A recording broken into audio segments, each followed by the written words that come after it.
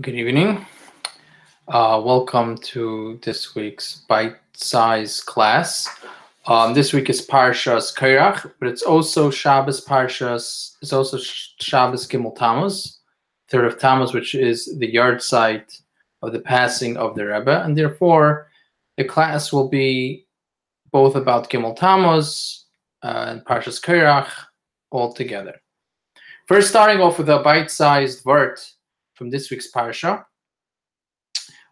This week's parsha, so we learned the whole story of Korach, how Korach was arguing, trying to revolt against Moshe, and so on. And we find Moshe says, Kel lekei ruches, God, the God of spirits. In other words, God, as Rashi explains, that God is different than a king. A king doesn't know necessarily who's the guilty party and who's not, and therefore sometimes he has to punish a collective punishment for everybody. But God, he knows who's the guilty one and who's not, and therefore, why should God punish the entire Jewish people for what Korach did? God knows who it was, so let the guilty parties be punished and everybody else be saved. The Rebbe asks, why does Rashi have to bring this thing that God is not like a king? A king has to punish everybody because he doesn't know who's guilty. But God, since he knows, so therefore he shouldn't punish everybody, only the guilty party. Also a regular king in the government. If they don't know exactly who it was, that's the guilty party, so then they don't punish everybody, usually. Okay, you have some maybe dictators and some tyrants that would level a whole village. But usually that's not what happens. Usually if they don't know the guilty party, so they also don't punish everybody. So what is this different than God? What's this difference that Rashi is talking about? So the Rebbe explains that what Rashi is saying is not between the guilty parties and the not guilty parties. That is true. A king knows the difference. But it's talking about even within those people who sort of revolted against Moshe, saying God knows the inner feelings and knows what was going on, and he knows that it was really one person that was instigating everybody else to revolt against Moshe. So God really knows why, what caused them to revolt. And therefore, even those who are going against Moshe is praying for them that they're not really the guilty ones. You know the reason why they went. And there's really only one guilty person, Korach. Even Dasan Aviram, as the Rebbe explains, was really only because of Korach sort of got them to revolt against Moshe. And that's what Moshe is davening, that only Korach, only the guilty, the real guilty party, the real instigator, should be the one who is punished, and not everybody else. That's what it says in the Sikha. What I found interesting is, and this is, I'm going to segue into the Chassidus, which this week we'll do a vert from a mimer instead of from Tanya, but still Chassidus, but also connected to Korach. What I found interesting is it says in the Yalkut, Ruveni brings down from the Yalkut Shemanim, basically in the Medrash, that part of the job of Moshe not only is to daven and uplift Korach, meaning Korach himself. So even though in this verse we don't see how Moshe is uplifting Korach himself, he's saying Korach is the one guy who's guilty. But it's interesting, there's a mimer the Rebbe said actually on Gimel Taamuz. Because Gimel Taamuz was also the day, before it became the day of the passing of the Rebbe, was also the day that the previous Lubavitcher Rebbe was sort of, his sentence was reduced. At the beginning it was supposed to be capital punishment. And sort of it's when it's called as Chalta de Geula, when he was totally freed on Yud Beis Taamuz, but it sort of started on Gimel Taamuz when most of his sentence was commuted. So Gimel Taamuz is considered this Chalta de Geula, meaning the beginning of the previous Rebbe's being freed from prison. And the Rebbe celebrated Gimel Taamuz, and he spoke Maimarim on Gimel Taamuz. And since Gimel Taamuz usually falls out around Parshas Kairach, Chukas, Kairach, Shlach, around there. So there's a maimer, there's a couple of maimarim that the Rebbe said on Gimel Taamuz that we have. One of the things that the Rebbe explains in a maimer, which is on Parshas Kairach, it says Vayikach Korach, that Korach took. And the Targum Onkelos says Vayikach, usually Vayikach translates is just as I just translated in English. So also in the Targum, which is translating into Aramaic, is Venasif, that he took. That's what Vayikach means. But over here, the Targum translated it as Vispalag. He argued, he split, he argued, he made an argument. And it's brought in Chassidic Svarim and Noam al-Melech. It says that this is compared to the splitting between the upper and the lower waters on the second day of creation. This really comes from, based on based on the Zohar. And that's where the first argument, so to speak, the first splitting that we find in the Torah anywhere that there's a disagreement is on the second day of creation. What happened the second day of creation? God split between the upper waters and the lower waters. Why was it the second day? The first day was, every day of the week corresponds to a different one of the spheres. The first day of the week corresponds to chesed, kindness. The second day corresponds to gvura, severity, judgment, which also has to do with the judgment is what makes a difference between one thing and another thing.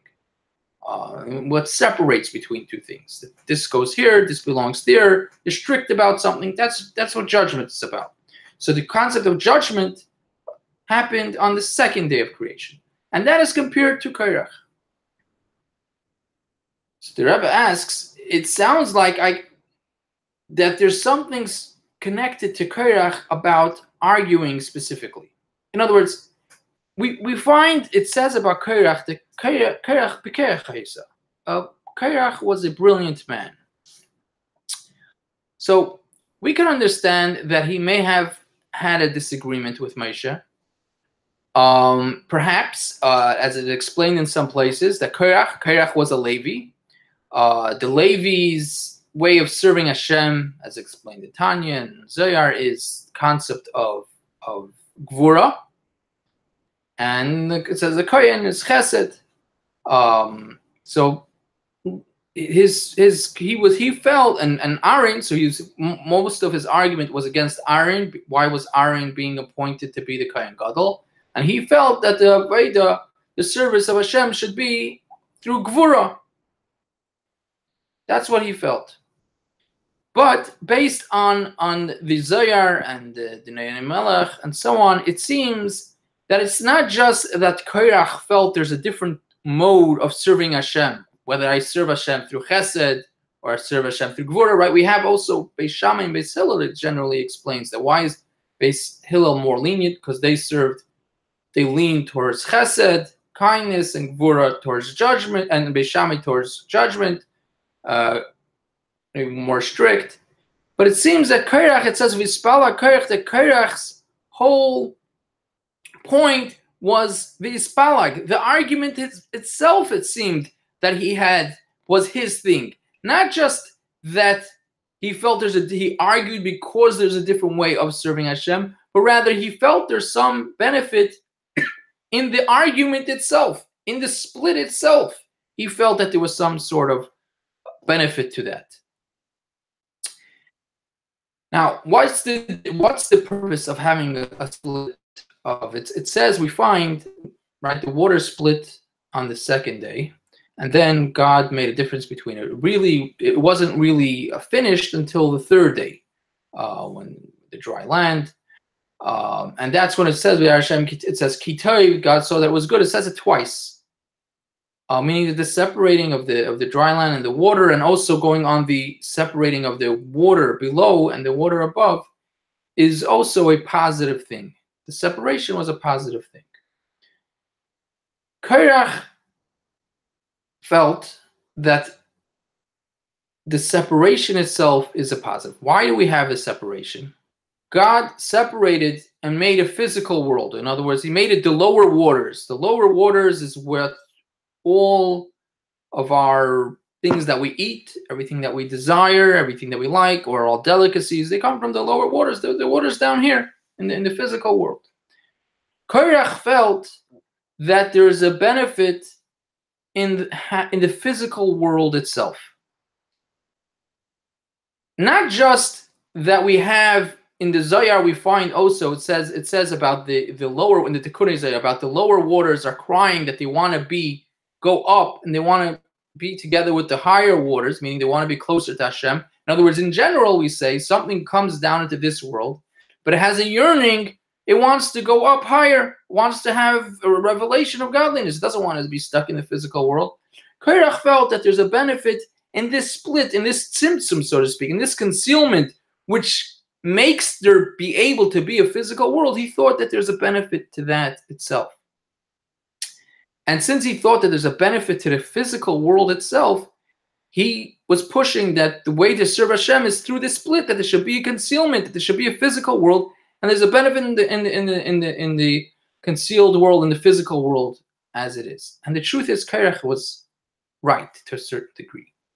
That the physical world, as it explains in many places in Tanya, it really comes from a higher place than the spirituality. In other words, in order that there should be able to be a physical world, that there should be something that's able to when you look at it, it sort of seems to be separate from God, right? Spirituality doesn't matter how high you get or how low you get even, but it's always talking about God. It's always a witness that there's a God. Something that's physical is not a witness that there's a God on first glance, right? So that means that in order that there should be a physical world, that has to come from a place that there's a possibility to think that there's something independent from God. And explains that the physical world, the physicality in general, comes from the essence of God. In other words, from God himself, not through concealment after concealment after concealment, but from the greatest concealment, the yesh ma'ayin, as it says, even from something from nothing, in order that there should be a physical world. So Korach recognized that in the physical world, the greatest of heights, the greatest of levels is really in the physical world. And maybe we should be serving Hashem through this balag, through this, that it seems to be separate from God. And there's a way to serve God through the physical world. But the truth is that Korach made one mistake. It is true what he thought.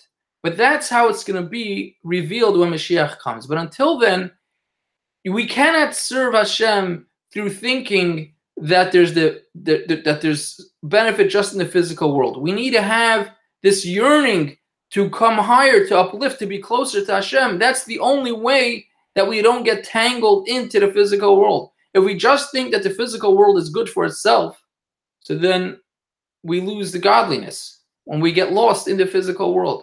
So while, yes, the physical world has a benefit, and in a certain aspect it's much greater than the spiritual world, but we don't see it.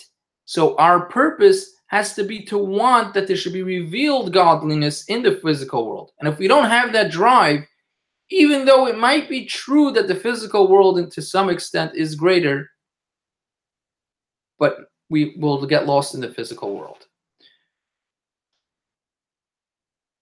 To go on to the halacha, I'll recap this in a second, but to go on to the short halacha.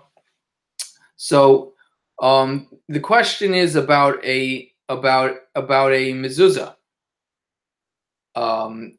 There's a lot of times, especially in the outside of the house, the door right to the outside. So a lot of times there's like a brick entranceway, and within the entranceway there's the doorway of the door itself is on, right? So that's like a small doorway, and then it's within a larger doorway that's made out of brick, a much nicer one. The question is, where do you put the mezuzah? Do I put it on that brick doorway, or do I put it in the inside on that metal or wood or whatever it's made out of? And the reason why I would maybe put it on the brick doorway is because it says that the mezuzah should be on the tefach closest to the outside. Like that, you have more of the house, so to speak, behind the mezuzah, within the blessing of the mezuzah. On the other hand, putting the mezuzah, sometimes it says that if you have a doorway within a doorway, so many times the outside doorway is sort of nullified to the inner doorway, because we say that the inner doorway is the main doorway. So practically that means if the outer doorway is more than a tefach wide, meaning that brick doorway, fancy doorway, whatever it is that you have, or you're outside your house, if that is wider than a tefach, 3-4 inches, away from the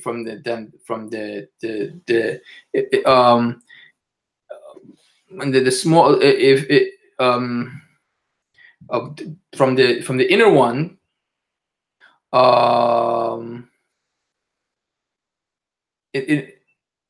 in other words, if it's narrower by a tefach, the inner doorway from the outer one, then you not only can not then you have to put it on the inner doorway. If you put it on the outer doorway, you'll actually not be fulfilling the mitzvah of the mezuzah, or at least according to most opinions. If it's wider than, if it's not that less of a space, in other words, the space between that outer doorway and the inner doorway, it's not a tefach, so then you can put it on the outer doorway and you'll have most of the house behind the mezuzah. But if there's space more than a tefach space between the outer doorway and the inner doorway, so then putting it on the outer doorway will not be doing the mitzvah of mezuzah, which has to be in the inner doorway, because the inner doorway is considered the main doorway. You can always have, there's a general rule in mezuzah that the mezuzah can be the tefach close to the doorway. So if it's within a tefach, it would be fine. But if it's more than that, then you always have to put it in the inner doorway, not on the outer doorway. So if you have a doorway within a doorway, if it's wide, yeah, you can put it in the inner doorway. If it's very narrow, that outer doorway isn't so wide, so then sometimes you would be able to put it in the outer doorway. So to recap, which we said many things, so we'll try to recap it a little bit better this time. First we said a vart. We said that Moshe davens to Hashem kel kei ruchos, that Hashem should go, not punish the entire congregation, but only those who are guilty. And Rashi brings that example of a king, that God is not like a king. A king doesn't know who it was, so he punishes everybody, but God knows who it was, so he asks, but even a king doesn't punish everybody. So we answered that he means even those who are guilty, God knows who's really guilty and who's not guilty, and therefore even those in Aviram are not guilty. The only one who's guilty is Korach. And then we brought from a medrash, it says that the job of Moshe Rabbeinu is to uplift even somebody that's Korach. And what's interesting is that the Rebbe actually has a mimer that goes, a Gimel Taamuz mimer, that goes in explaining why Korach himself isn't guilty, or he had good intentions, which is interesting because it actually says in medrash that's the job of a Moshe Rabbeinu, to try to uplift even somebody like Korach. What was Korach's thought? It says Korach was a smart man. Bikecha was one of the smartest men. But he thought that the way to serve Hashem was through Gvura. Korach was a Levi. He was the concept of Ispala Korach, the concept of splitting the waters, as the Zohar says, that's the machlokes of Korach is sort of sourced in the first split that we find in creation, which is the splitting of the waters. And Korach felt that there's a benefit in the split itself. There's something good about it, because there's what's really the goal. The goal is the physical world, and if the goal is physical world, we have to have it split from the spiritual. It's the whole goal is that there's a physical world that seems separate from the spiritual, and that's the way to serve Hashem. While Korach may have had a point, he was way behind, way in the future. That may be in the time when Mashiach comes, when we will truly realize the benefit of the physical. But until then, while we have a split, we always have to keep in mind the yearning of the split to come higher. That also always that a person